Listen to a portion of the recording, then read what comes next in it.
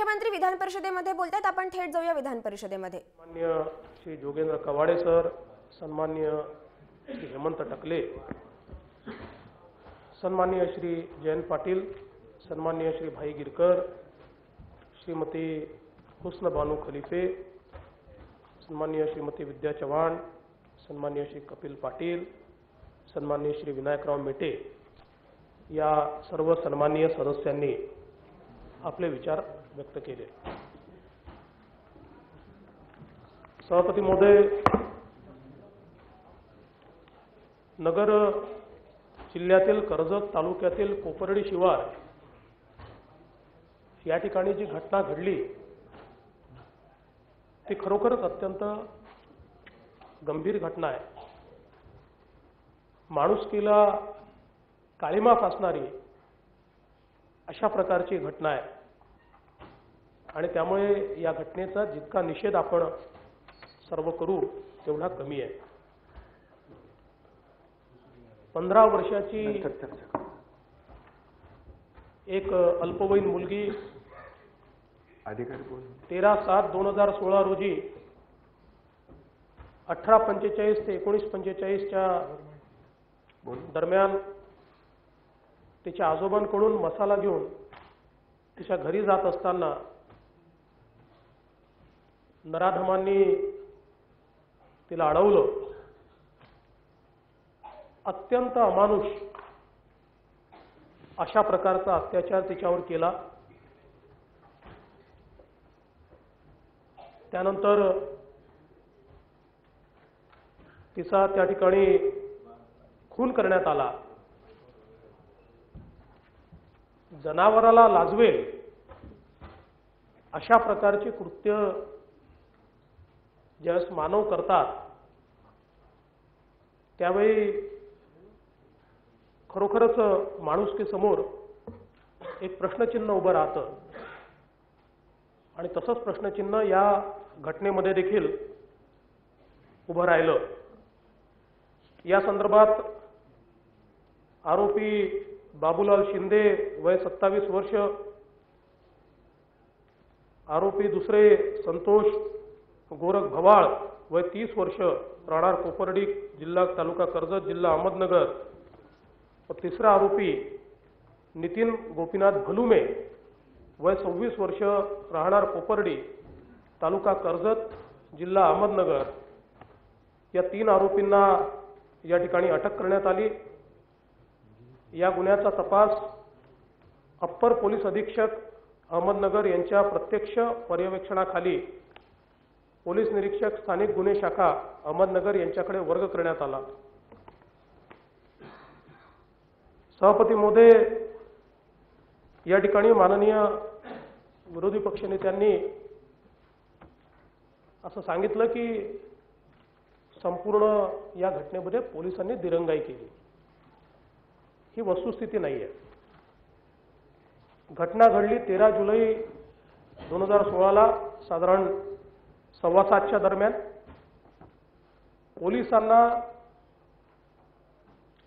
त्या ठिकाणी जो काही निरोप मिळाला, फोन आला की अशी घटना घडली आहे 9:44च्या दरम्यान आणि 10:15 पोलीस त्या ठिकाणी हजर होते, म्हणजे 31 मिनिटात हजर होते. आता आपण या राज्यामध्ये CCTNSची सिस्टीम तयार केली आहे आणि त्या सिस्टीममध्ये आपण हाताने भरत नाही. ही सिस्टीममध्ये ज्यावेळेस फर्स्ट इन्फॉर्मेशन येते त्यावेळेस जे लॉग इन केलं जातं ते लॉग इन टायमिंग असतं. त्यामुळे नंतर वेळ चेंज केली, नंतर काहीतरी त्या ठिकाणी चुकीची वेळ भरली, नंतर लॉक केलं, असं त्याच्यात करता येत नाही. आणि म्हणून 31 मिनिटामध्ये पोलीस त्या ठिकाणी हजर झाले. त्यानंतर तिथला सगळा पंचनामा वगैरे करून, आपल्याला कल्पना आहे की त्याला सगळ्या गोष्टीला वेळ लागतो, तो सगळा पंचनामा करून त्याच दिवशी मध्यरात्री 1:10 त्याचा गुन्हा दाखल करण्यात आला. त्यामुळे गुन्हाही उशिरा दाखल झाला असं बिलकुल नाही. तात्काळ तो गुन्हा दाखल करण्यात आला. पुन्हा CCTNS सिस्टीमवर तो गुन्हा आहे, त्याचा लॉग इन टायमिंग आहे.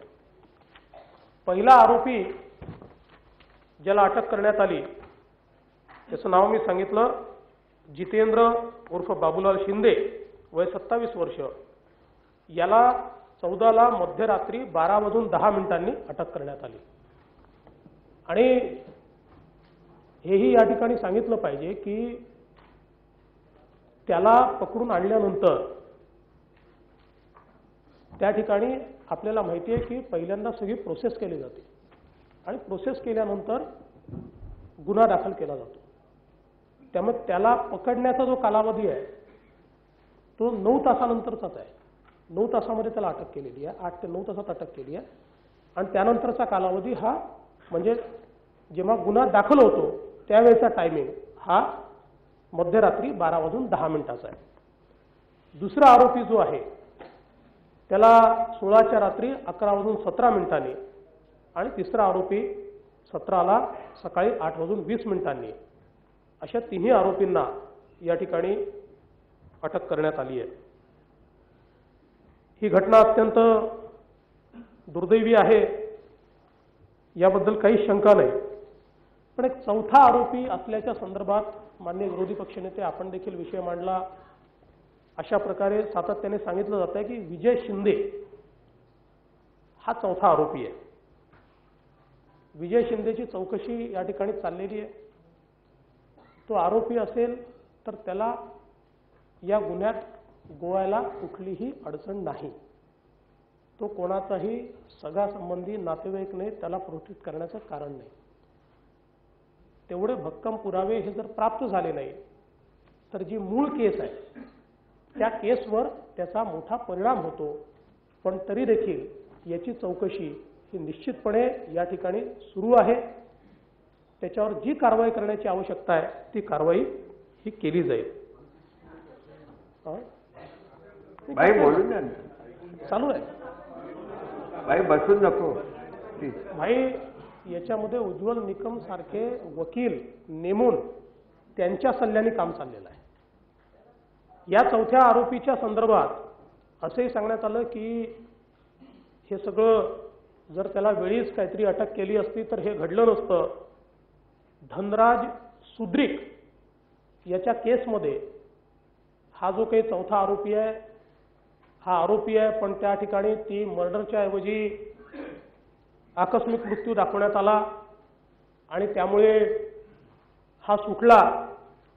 मुळामध्ये धनराज जयवंत सुद्रिक वय 35 वर्ष, राहणार कोपर्डी, तालुका कर्जत, हा जगन्नाथ हॉस्पिटल बारामती, जिल्हा पुणे येथे मयत झाल्याने खबर देणारा डॉक्टर विकास लोणकर यांच्या खबरीवरनं गुन्हा नोंदवण्यात आला. मयताच्या प्रेतावर doctor Patil civil hospital Baramati यांनी शवविच्छेदन केले. शवविच्छेदन अहवालामध्ये त्यांनी मयतास हृदयविकाराचा झटका आल्याने मृत्यू झाल्याचे नमूद केले आहे. त्यानंतर बारामती शहर पोलीस स्टेशन अकस्मात मृत्यू रजिस्टर CRPC 174 प्रमाणे दाखल होऊन अहमदनगर येथे पुढील तपासकामी प्राप्त झाल्याने कर्जत पोलीस स्टेशन येथे तो ट्रान्सफर करण्यात आला. सदर अकस्मात मृत्यूच्या चौकशीमध्ये मयताचे नातेवाईक व प्रत्यक्ष साक्षीदार यांच्याकडे विचारपूस केली असता त्यांनी असे सांगितले की मयत यांचे मित्र शांतीलाल कांतीलाल शिंदे, राहणार कोपर्डी, तालुका कर्जत व विकास परशुराम शिंदे, राहणार कोपर्डी, तालुका कर्जत यांच्यासह घरावरील छतावर झोपण्याकरता गेले होते. त्यानंतर पहाटे 4:30च्या पूर्वी मयत छतावरनं खाली पडून जखमी होऊन बेशुद्ध अवस्थेत पडलेला दिसल्याने त्याला उपचाराकरता बारामती येथील जगन्नाथ हॉस्पिटल येथे नेले. 9:30 वाजता त्यांना मयत घोषित करण्यात आले. त्यांच्या मृत्यूबद्दल त्यांच्या नातेवाईकांनी व मित्रांनी कोणत्याही प्रकारचा संशय व्यक्त न केल्याने व PMचा रिपोर्ट हा हृदयविकाराचा झटका हा आल्याने त्या संदर्भात अकस्मात मृत्यू असे नोंद करण्यात आली. सदर अकस्मात मृत्यूच्या तपासामध्ये मयताचा खून झाल्याचे निदर्शनास आलेले नाही. तरी देखील शंकेला वाव राहू नये म्हणून ही जी घटना आहे या घटनेचीही पुन्हा एकदा CIDच्या मार्फत चौकशी केली जाईल. आणि ही वस्तुस्थिती खरी आहे का, शिंदे याच्यामध्ये आहे का, हा खरंच आकस्मिक मृत्यू आहे का, या संदर्भातली सगळी चौकशी ही निश्चितपणे या ठिकाणी केली जाईल. सभापती महोदय, या अनुषंगाने या घटनेच्या संदर्भात जे काही पीडित आहे ही गोष्ट खरी आहे की ज्यांचा मृत्यू झाला तो कुठल्याही मदतीने आपण परत आणू शकत नाही आणि किती मदत एखाद्या व्यक्तीला आपण केली तरी ती तोकडी आहे, कारण पैसा हा कधीच त्या मृत्यूला रिप्लेस करू शकत नाही. पण राज्य सरकारने तातडीने 2 योजनांमधनं 10 लाख रुपयाचा निधी हा त्यांच्याकडे दिलेला आहे आणि त्यासोबत ही संपूर्ण केस वेळेत पूर्ण झाली पाहिजे या दृष्टीनं फॉरेन्सिकच्या टीम्स तयार केलेल्या आहेत. संपूर्ण फॉरेन्सिक एव्हिडन्स हा गोळा केलेला आहे. इररेफ्युटेबल अशा प्रकारचा फॉरेन्सिक एव्हिडन्स हा आपल्याला या ठिकाणी प्राप्त होतोय आणि राज्य सरकारच्या वतीनं निश्चितपणे आम्ही हा प्रयत्न करतो आहोत. तात्काळ ही केस फास्ट ट्रॅक कोर्टामध्ये जावी. मी स्वतः उज्ज्वल निकम साहेबांना विनंती केली की त्यांनी सरकारचा वकील म्हणून या केसमध्ये उपस्थित राहावं आणि त्यांनी ही केस चालवावी. त्यांनी त्याला होकार दिलाय आणि आपला प्रयत्न आहे. माननीय विरोधी पक्षनेते आपण सांगितलं की 4 महिन्यात याचा निकाल लागला पाहिजे. खरं म्हणजे मी तर हेही तपासलं की आपल्याला एखादा असा कायदा करता येईल का की अशा प्रकरणांमध्ये निश्चित कालावधीमध्ये अशा प्रश्नांचे निकाल लागावे. पण त्यात सुप्रीम कोर्टाने काही आदेश दिलेत त्यामुळे असा कायदा करता येत नाही. पण यापूर्वी सिंधुदुर्गच्या एका प्रकरणामध्ये, मालवणीच्या एका प्रकरणामध्ये आपण 2-2.5 महिन्यामध्ये त्या ठिकाणी, सिंधुदुर्गच्या प्रकरणात तर 1.5 महिन्यामध्ये आपण कोर्टाचा निकाल फास्ट ट्रॅक कोर्टाच्या माध्यमातून अशा प्रकरणात लावलेला आहे. आणि म्हणून आपला प्रयत्न असा आहे की एक फुल प्रूफ केस ही तात्काळ याची तयार व्हावी. या संदर्भात सगळे जे काही इररेफ्युटेबल एव्हिडन्सेस आपल्याकडे आहेत आणि विशेषतः अशा केसमध्ये जे फॉरेन्सिक एव्हिडन्सेस असतात ते एव्हिडन्सेस अत्यंत महत्त्वाचे असतात. ते सगळे फॉरेन्सिक एव्हिडन्सेस एक डेडिकेटेड टीम ही त्याच्यावर काम करते आहे. मला विश्वास आहे की पुढच्या 4-5 दिवसामध्ये या संदर्भातले सगळे परीक्षण हे आपण पूर्ण करू आणि त्यानंतर ही जी चार्जशीट आहे ती चार्जशीट आपण कोर्टामध्ये दाखल करून आता याच्यामध्ये आपण पॉस्कोचा कायदा देखील लावला आहे. त्यामुळे पॉस्कोच्या कोर्टामध्ये ही केस त्या ठिकाणी चालेल. त्या पॉस्कोच्या कोर्टाला स्पेशल कोर्टचा दर्जा आहे आणि त्याचसोबत आपण हाही प्रयत्न करतो आहोत की या पॉस्कोच्या कोर्टाला फास्ट ट्रॅक कोर्टाचं डेझिग्नेशन आपण देणार आहोत. त्या संदर्भातही कारवाई आपण केलेली आहे. त्यामुळे जलद गती न्यायालयामध्ये, पॉस्को न्यायालयामध्ये ही संपूर्ण केस ही या ठिकाणी चालवण्याचा आपला निश्चितपणे मानस आहे. या निमित्ताने राज्यामध्ये खूप मोठ्या प्रमाणात बलात्कारांची संख्या वाढती आहे, महिलांवरचे अत्याचार वाढत आहेत, अशा प्रकारचा मुद्दा देखील या ठिकाणी आला.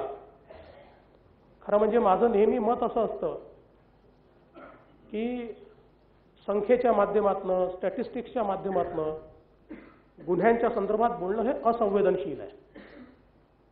तुमच्या काळात एवढे होते, आमच्या काळात एवढे झाले, तुम्ही कमी केले, आम्ही वाढवले, आम्ही कमी केले, तुम्ही वाढवले. कारण जे घडलेले गुन्हे आहेत ते गंभीरच असतात आणि एक जरी गुन्हा घडला तरी त्याबद्दल तेवढीच संवेदनशीलता या ठिकाणी आपली असली पाहिजे. पण या अनुषंगाने हे मुद्दे या सभागृहामध्ये सन्माननीय विरोधी पक्षनेत्यांनी, सन्माननीय राणे साहेबांनी, अनेक सन्माननीय सदस्यांनी या ठिकाणी उपस्थित केले आहेत. आणि म्हणून मला या ठिकाणी सांगायचं आहे, खरं म्हणजे निर्भयाची केस झाल्यानंतर आपण बलात्काराच्या संज्ञेची व्याप्ती वाढवली, देशामध्ये नवीन कायदा केला ज्याला आपण यापूर्वी छेडछाड किंवा अशा संज्ञेमध्ये ज्याला नोंदवून घ्यायचो ते आपण त्याच्या वरच्या ग्रेडमध्ये नोंदवण्याची सुरुवात केली. 376 हे जे कलम आहे याची व्याप्ती वाढवत आपण अ, ब, क, ड असे वेगवेगळे त्याचे जे काही उपकलम आहेत त्या कलमातनं अतिशय कडक अशा प्रकारचा कायदा केला. आणि म्हणून 2012 नंतर आपण जर बघितलं असेल तर सातत्याने महिलांवरचे अत्याचार या कॅटेगरीमध्ये संपूर्ण देशामध्ये त्या ठिकाणी गुन्हे हे वाढले आहेत, कारण गुन्ह्याची नोंद वाढली आहे.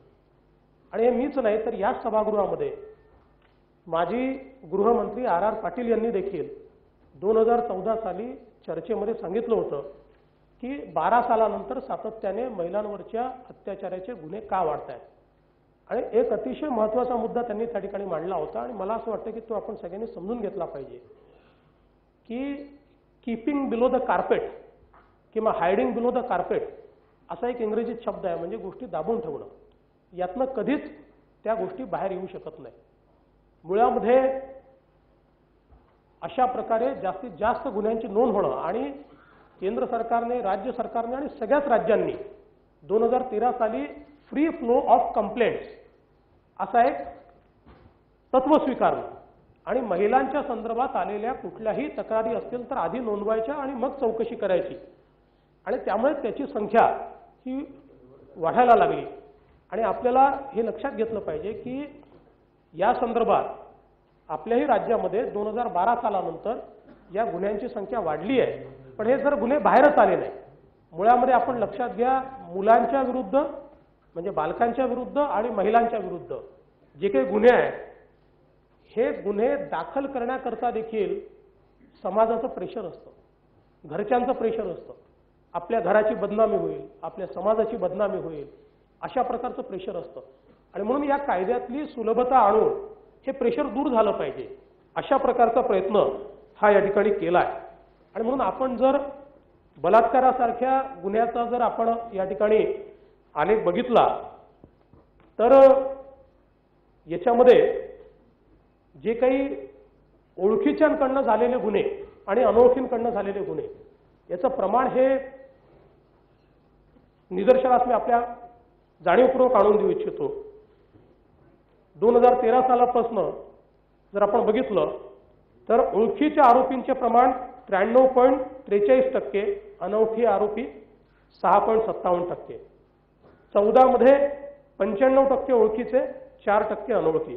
15 मध्ये 96% ओळखीचे, 3% अनोळखी. 16 मध्ये 96.73% ओळखीचे, 3.27% अनोळखी. याचा अर्थ असा आहे की ही व्याप्ती वाढल्यामुळे मोठ्या प्रमाणात आता समाजातही जागृती झाली आहे.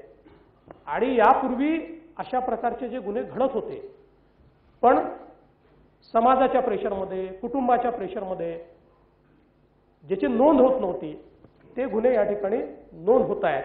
यातनं हे अतिशय स्पष्ट होत आहे.